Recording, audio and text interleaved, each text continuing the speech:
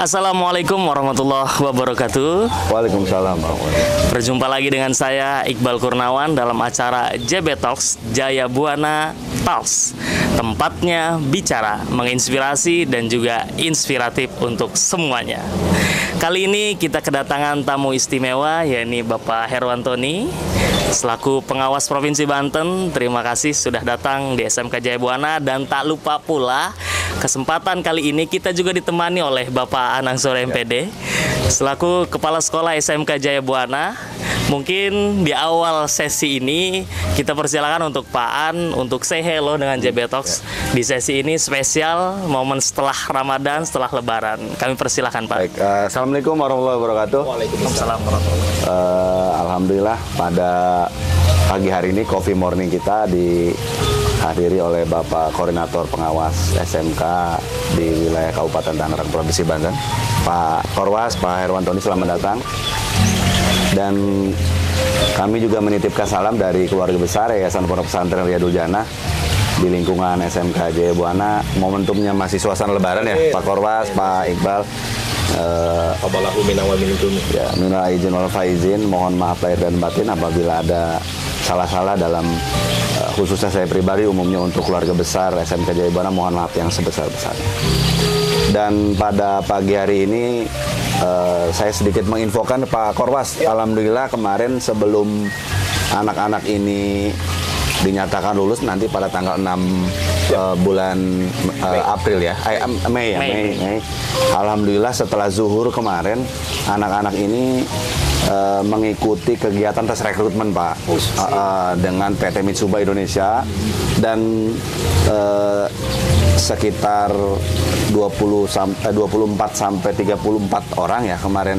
Itu sampai jam 9 malam Pak. Luar biasa semangatnya ya. Semangatnya, dan tim pusat pengembangan karir siswa, Pak Iqbal juga kemarin hadir ya Pak Iqbal? Hadir ya. Itu sampai jam 9 malam, dan mudah-mudahan ini bentuk konsistensi keluarga besar SMK Jaya Buana sesuai motonya Pak Korwas, yaitu memberikan kepastian di masa depan. Siap. Artinya anak-anak ini memang sebelum dinyatakan lulus mereka sudah punya harapan, kepastian itu mengikuti tes rekrutmen di PT Mitsubishi Indonesia. Amin, amin. Dan kami mengucapkan terima kasih kepada PT Mitsubishi Indonesia yang sudah konsisten peduli terhadap pendidikan vokasi ya Pak ya. Iya betul Pak. Khususnya di SMK Jaya Buana, umumnya pendidikan vokasi yang ada di Indonesia. Jadi kami mengucapkan terima kasih dan sukses selalu untuk industri PT Mitsubishi Indonesia. Itu saja mungkin, baik Pak. Ya, baik Pak, terima kasih. Alhamdulillah ya Pak Herwantoni. Jika memang demikian, kita juga pasti merasa bangga, apalagi Pak Herwantoni selaku koordinator pengawas Pak. Kita berharap untuk regenerasi berikutnya masih terus masif untuk rekrutmen dan lain-lainnya. Oke, baik, langsung saja yuk kita tanya-tanya dengan koordinator pengawas Provinsi Banten. Alhamdulillah, sahabat-sahabat Jabun, kali ini kita langsung tanya-tanya mengenai prospek ke depan dunia SMK, khususnya pada saat PSKL kali ini, penilaian summatif kelulusan. Oke, langsung kita tanya ke pakarnya. Bapak Herwantoni, gimana kabarnya Pak? Sehat Pak? Alhamdulillah sehat Mas. Alhamdulillah, ini yang kedua kalinya Pak ya, Bapak hadir di JB Talks ya. Alhamdulillah nih sahabat JB Talks, Pak Herwantoni juga belum bosan Pak ya? Belum, masih kerajingan podcast ya. Iya, luar biasa nih. Semoga podcast ini nanti pembicaraan kita bisa didengar oleh seluruh dunia pendidikan, Pak, khususnya di Indonesia Pak. Amin. Oke, baik Pak Herwantoni, langsung saja Pak. Ini anak-anak kita khususnya kelas 12 saat ini sedang menghadapi ujian akhir, atau yang saat ini baru kita dengar istilahnya itu PSKL Pak. Nah, di SMK di wilayah Provinsi Banten, apakah ada perbedaan nggak sih Pak antara PSKL dengan ujian-ujian yang lainnya? Nah. Bismillahirrahmanirrahim. Assalamualaikum warahmatullahi wabarakatuh. Selamat siang, salam sejahtera buat kita semua. Allahumma sholli ala Muhammadin sayyidina Muhammad. Salatu billahi robba wa bi islami dina wa bi Muhammadin nabiyya wa rasulah rabbi sunnah. Allahumma sholli ala Muhammadin sayyidina. Terima kasih Mas Iqbal. Siap Pak. Tetap mengundang saya nih dalam kegiatan GB Talk ya, GB Talk. Ada satu kebanggaan, kebahagiaan saya hadir di sini. Taqabbalallahu minna wal minkum minal aizin wal faizin. Mohon maaf lahir dan batin yang pertama. Dan dari 7:30 kita sudah Kopi Morning. Dari ini kita streaming dan langsung dalam podcast. Ketika ada esensi pertanyaan, ada nggak satu perbedaan dalam penilaian sumatif kelulusan yang dulunya yang dikatakan ujian sekolah, Betul, Pak. ujian sekolah satuan pendidikan, ada lagi yang menyatakan ujian sekolah berstandar nasional, macam-macam ya. Iya. Memang terupdate itu dengan Permendikbud yang terbaru, dikenal adalah penilaian sumatif kelulusan dan penilaian sumatif kenaikan. Pada dasarnya ini hanya perubahan judul ya, update. Nah, esensinya hampir sama. Apa? Saya kriteriakan esensinya itu ada 3 yang hampir sama. Satu, ada pelaksanaan bentuk ujian akhir dari kegiatan pembelajaran 3 atau 4 tahun. Iya. Yang kedua, ada bentuk penilaian yang kita katakan adalah lulus dari ujian sekolah atau sumatif kelulusan. Yang ketiga adalah lulus atau berhasil dari satuan pendidikan. Core-nya ada di sana gitu Iya. ya. Nah, ketika 3 itu terintegrasi dengan peraturan menteri dan tentang penilaian, saya pikir perbedaan tentang itu dimanapun, apalagi di kita, itu tidak terjadi karena guidance-nya kan hanya satu, peraturan penilaian. Gitu, Mas. Siap, Pak. Jadi sebenarnya tidak ada perbedaan ya, Pak ya. Cuma memang hanya saja istilahnya saja yang baru. Nah, jadi untuk sahabat-sahabat JB Talks dan juga sahabat-sahabat pendidikan di luar sana, tidak usah memikirkan istilah ini karena esensinya, substansialnya sama, Pak ya. Iya. Oke, karena memang Pak setiap mungkin hampir setiap tahun tuh ada istilah-istilah baru. Bukan berarti kita tidak continue, namun menurut saya pribadi, hemat saya, hal tersebut merupakan betapa kayanya bahasa Indonesia kita ini, Siap. Pak, yang melahirkan istilah-istilah baru tersebut. Oke, Pak, pertanyaan berikutnya ini, Pak, ya. Banyak, Pak, di antara siswa-siswa mempertanyakan seberapa penting sih PSK ini atau penilaian sumatif kelulusan di akhir ini gitu kan. Sedangkan peserta didik itu ketika ingin melanjutkan dunia pendidikannya, mereka tidak terbatas dari nilai saja. Namun regulasi kita kan mengharuskan anak-anak ini bertolak ukur pada suatu nilai dan didukung oleh soft skill dan lainnya. Nah, pertanyaannya, seberapa penting, Pak, ujian dan juga PSK ini bagi peserta didik dan dampaknya untuk kelulusan mereka di masyarakat? Oke. Jadi kalau dikatakan penting tidakkah adanya bentuk penilaian sumatif kelulusan ini? Jawabannya sangat penting. Sangat penting. Kenapa? Tanpa ada penilaian sumatif untuk kelulusan, berarti tidak ada statement bahwa anak lulus dari satuan pendidikan. Kan gitu ya. Walaupun sebenarnya di kurikulum itu ada yang disebut dengan belajar tuntas, ada yang disebut dengan kompetensi sudah semua terselesaikan, capaian pembelajaran sudah terselesaikan. Kalau capaian pembelajaran kompetensi dasarnya semua tercapaikan, saya pikir kan tinggal di endingnya. Nah, asesmen sumatif ini adalah satu bentuk asesmen yang nantinya nilainya ini menentukan kenaikan ataupun kelulusan dari satuan pendidikan. Tadi saya katakan ada lulus ujian sekolah atau lulus dari sumatif, kemudian ada yang lulus dari satuan pendidikan. Nah, ketika kita bicara lulus dari satuan pendidikan, itu tidak hanya nilai akhir yang menentukan. Nilai-nilai yang sudah terekap ketika dia kelas 10, kelas 11, kelas 12 di semester ganjil genap, gitu. itu nilainya merupakan nilai yang akan diolah, yang sangat menentukan dengan batas ambang berapa si sekolah itu menentukan nilai yang dikatakan lulus dari satuan pendidikan.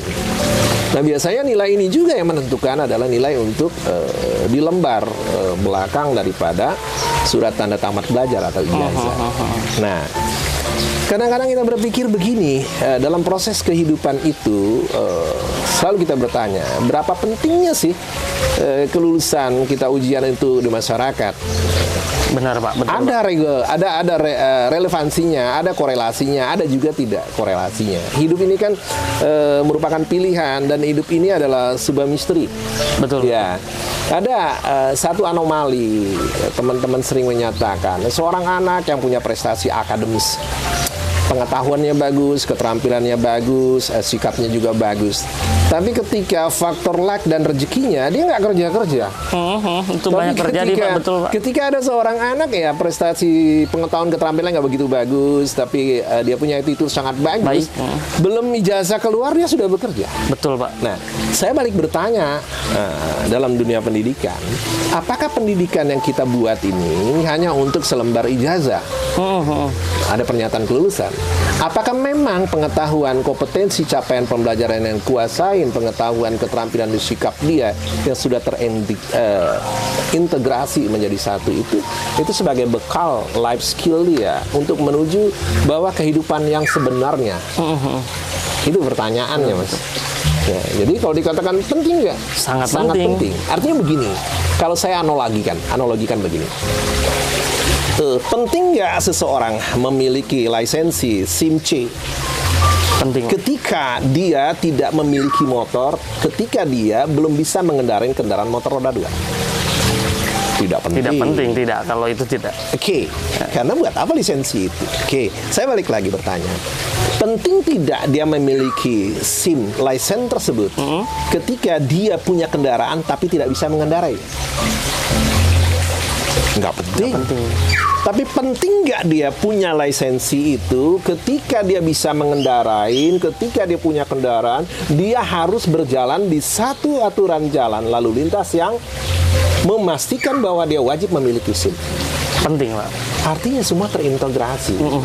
Jadi ketika seorang anak ini memiliki pengetahuan, keterampilan, sikap, tapi tidak ada pernyataan portofolio dengan selembar pernyataan dia lulus dari satuan pendidikan, dan pernyataan selembar itu menjadikan prasyarat untuk dia bekerja. Betul.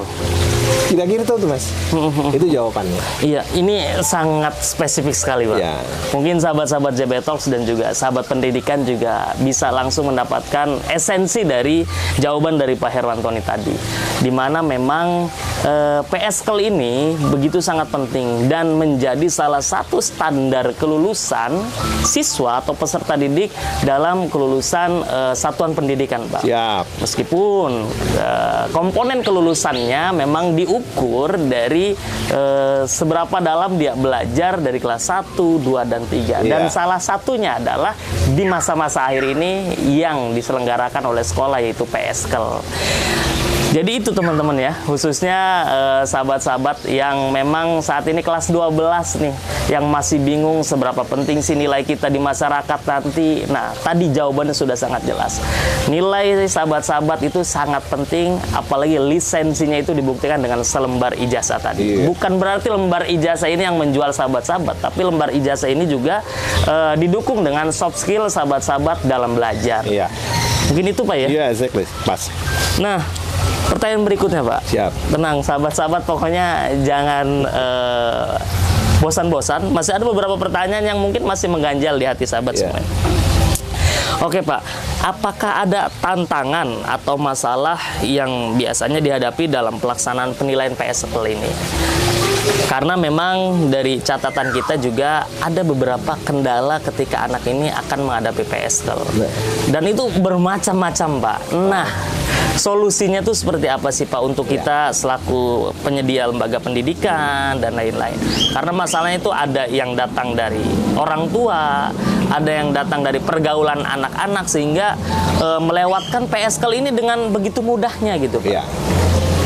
Karena begini ya, pengalaman kita beberapa tahun yang lalu ketika kita kena pandemi COVID, di sini memang ada diterapkan kurikulum darurat. Kurikulum darurat itu tidak memberatkan peserta didik sehingga ada bentuk pembelajaran yang online. Offline memang pada saat itu ada kebijakan pemerintah di pandemi sehingga ada juga keputusan yang mengadakan ujian atau kegiatan sumatif akhir, ada juga tidak. Tapi itu sah-sah saja. Di kurikulum Merdeka pun ya kalau kita sikapin itu instrumen yang menyatakan boleh dan tidaknya tergantung lagi dengan kebijakan sekolah ya. Kalau kita kembali ke substansi pembelajaran tuntas, ya ibarat ada seorang yang belajar di diploma atau akademi atau mungkin S1 ya. Nah, yang notabene memang nilai-nilai setiap mata pelajaran atau mata kuliah yang dia tempuh itu kan menentukan untuk di endingnya. Itu di endingnya kan. Ya tidak bisa dong orang tidak melalui proses, tidak melalui kegiatan ujian setiap substansi pendukung akhir tiba-tiba bisa jadi seorang sarjana atau seorang alumni dari sekolah SMK. Tidak bisa dong ya. Nah, sekarang ada faktor internal dan eksternal. Iya, Pak. Sebenarnya begini, kalau saya berbicara sering saya menganalogikan. Ketika Anda merasa diri Anda tidak nyaman, ketika merasa diri Anda sakit, sebenarnya itu kan diagnosis dari kita. Karena ketika seorang memiliki pengetahuan kesehatan, dia sudah bersin-bersin, dia sudah batuk, sudah pusing, berarti ada persoalan di badunya. Dalam diri dia ada persoalan. Kan gitu. Makanya menyimpulkan, ketika spiritnya kuat, pikirannya kuat, enggak, gue nggak sakit, cuma baru masih punya gejala. So, dia sehat. Tapi ketika dia down dengan gitu, lingkungannya mengalami seperti, oh saya sakit beneran ya. Nah, di kurikulum Merdeka itu kan sudah sangat jelas. Asesmen itu kan ada 3 ya. Betul, ada asesmen diagnostik, ada asesmen formatif, ada asesmen sumatif. Ya. Celakanya teman-teman kadang-kadang cuma melihat di ujungnya. Di sumatif ini, Pak. Ya, melihat hanya di hilirnya. Kalau saya bicara hilirnya kan lagi keren tuh, hilirisasi Hilirisasi gitu. ya. Saya nggak bahas itu. Tapi memang istilah itu ada. Ada, hilirnya. betul, Pak. Artinya kita sibuk dengan menentukan kriteria kelulusannya, tapi kita mengabaikan prosesnya dan kita mengabaikan hulunya. Kita mengabaikan diagnostiknya, kita mengabaikan formatifnya, sehingga akhirnya kita nggak tahu sumber daya kita ini apa sih dan apa. Jadi saya menyarankan sebenarnya yang paling baik dalam proses itu adalah selama dia belajar dari awal sampai akhir, di proses itulah kita nilai. Gitu. Sedangkan di ending itu merupakan teknis akhir. Ya, kalau dalam satu tes itu kadang-kadang ada seleksi akhir yang menentukan. Nah, seleksi akhir yang menentukan ini kan tidak lepas dari proses. Betul, Pak. Nah, internal dan eksternal itu banyak ya, ada banyak kasus. Tadi sudah bahas dengan teman-teman gitu ya. Ada di masyarakat kita yang masih menomor sekiankan pendidikan. Ada, betul, Pak. Ada juga yang menyatakan wah harus penting benar ini. Tapi ada juga masyarakat bilang ya enggak pengumuman lulus saja anak saya sudah bekerja. Nah, inilah hidup gitu loh. Hanya sekedar bekerja ya bisa saja, tapi bekerja dengan di backup dengan lisensi dan kekuatan portofolio, saya rasa lebih kuat, bagus ya. dan lebih kalau bahasa anak sekarang lebih menjual. Lebih menjual dong. Kalau dikatakan seorang anak pinter ya, orang akan tanya, pinternya bidang apa itu?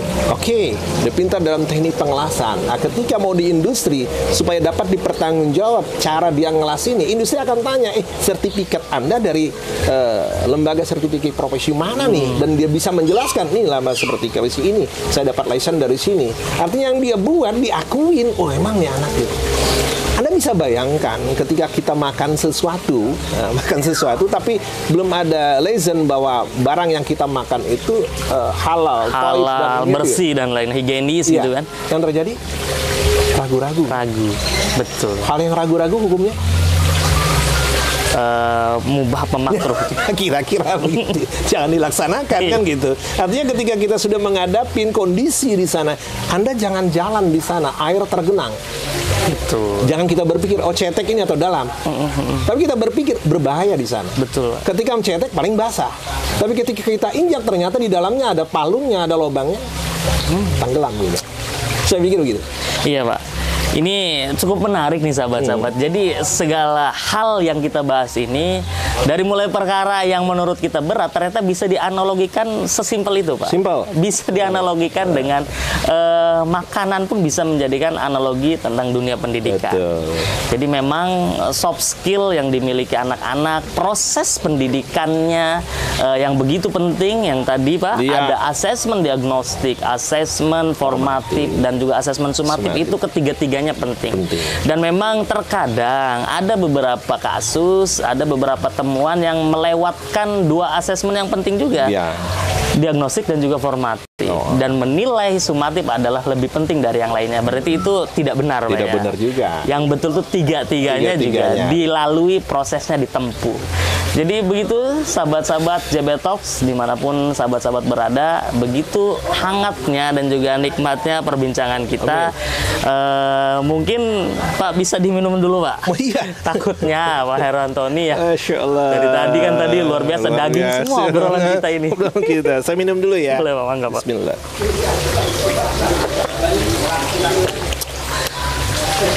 Oke Pak, alhamdulillah kita bisa menikmati semuanya ya Pak ya. Iya.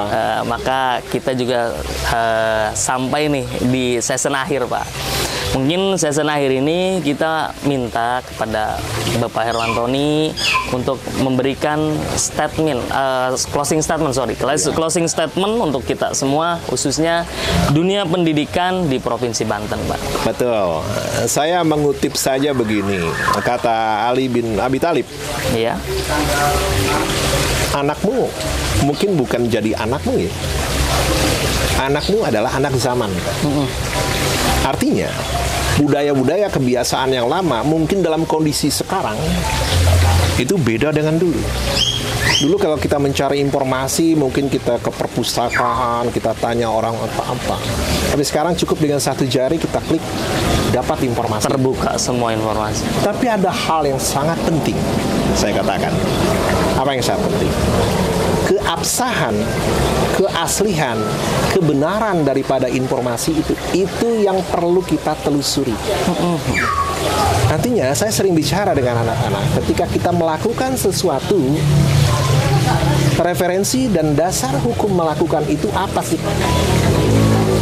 Tidak ada kalimat yang menyatakan katanya, karena kalau katanya, maka kita akan terprosok dalam satu keraguan. Iya. Yang tadi yang saya katakan, halal, toib atau tidak. Iya kan? Kalau Presiden kita yang terakhir, Ali bin Abi Thalib, sudah menjelaskan untuk itu. Berapa abad yang lalu? 1445 Hijrah. Kan gitu. Nah, closing saya yang terakhir, gitu kan? Saya sering menyatakan, Anda memiliki apapun, tapi ketika Anda tidak punya attitude, Anda tidak pernah dihargai. Berpikir positif, berlaku positif, dan melakukan sesuatu yang bermanfaat untuk orang banyak, itu lebih penting daripada Anda hanya dalam fantasi. Terima kasih. Luar biasa. Oke, sahabat JB Talks, terima kasih Pak Herwantoni sudah menemani obrolan pagi kita. Semoga sahabat-sahabat JB Talks di luaran sana bisa mendengarkan dan juga menyimak obrolan ini, karena obrolan ini dijamin penting dan bermanfaat untuk semuanya. Saya mohon maaf Pak apabila ada banyak kekurangan. Terima kasih Pak Herwantoni. Sekali lagi kami ucapkan terima kasih. Terakhir mungkin saya akhiri undur makola ulatang dur mangkola. Terima kasih, saya akhiri. Wallahu muwaffiq ila aqwamit thoriq. Wassalamualaikum warahmatullahi wabarakatuh.